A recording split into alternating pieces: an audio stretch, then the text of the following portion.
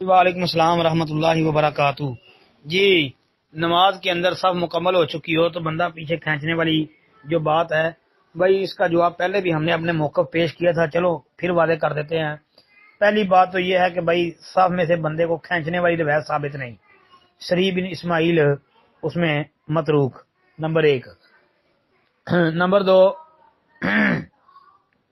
جو ہے یہ بھی ایک دلیل دی جاتی ہے کہ نبی علیہ السلام نے فرمایا کہ جس من وصل صفن وصلہ اللہ ومن قطع صفن قطع اللہ، جو صف کو ملائے گا اللہ اسے ملائے گا، جو صف کو کاٹے اللہ اسے کاٹے۔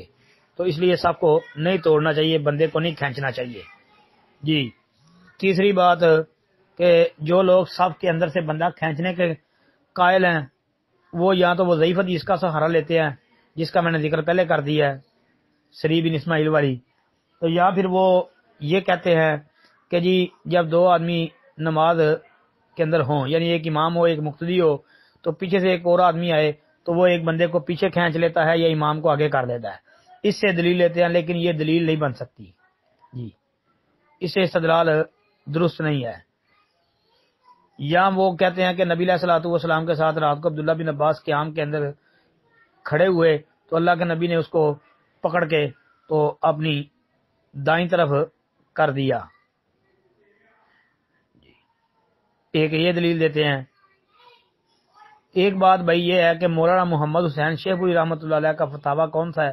انہوں نے کوئی فتاویٰ لکھا ہی نہیں ہے، ہمارے علم کے مطابق انہوں نے کوئی بھی فتاویٰ نہیں لکھا، اور ویسے بھی وہ کوئی مفتی نہیں تھے، فتویٰ نہیں دیتے تھے۔